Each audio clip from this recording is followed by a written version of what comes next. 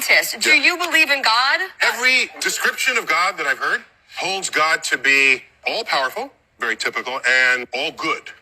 And then I look around and I see a tsunami that killed 250,000 people in Indonesia, an earthquake that killed 250,000 people in Haiti. And I see earthquakes and tornadoes and disease, childhood leukemia. And I see all of this and I say, I do not see evidence of both of those being true simultaneously. If there is a God, the God is either not all powerful or not all good. Can't be both. But I'm evidence-driven more than I'm faith-driven. Be faith-driven is one thing, but to be faith-driven and try to create legislation on that affects other people who don't share your faith, that's the beginnings of a theocracy. And we have evidence of what that is in the past.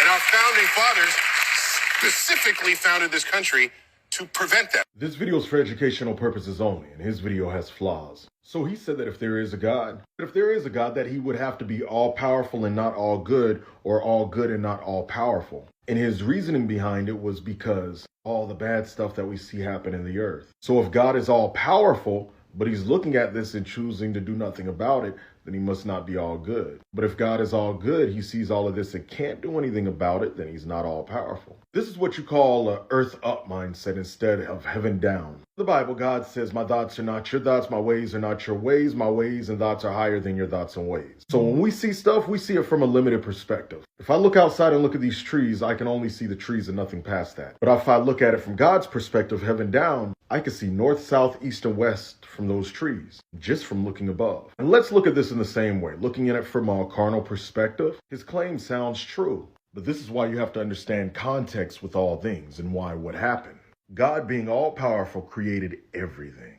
And being all good created everything good. Even in the Garden of Eden when he made Adam, the serpent was in the garden, Satan, God told Adam to subdue the garden and everything in the earth, which translates into trample it and take it back for me. Adam, not God, but Adam and Eve didn't listen. God delegated authority and dominion to Adam. God is to heaven, that's what Adam was to be on earth. But when Adam and Eve sinned, guess what? They gave that authority and dominion to Satan.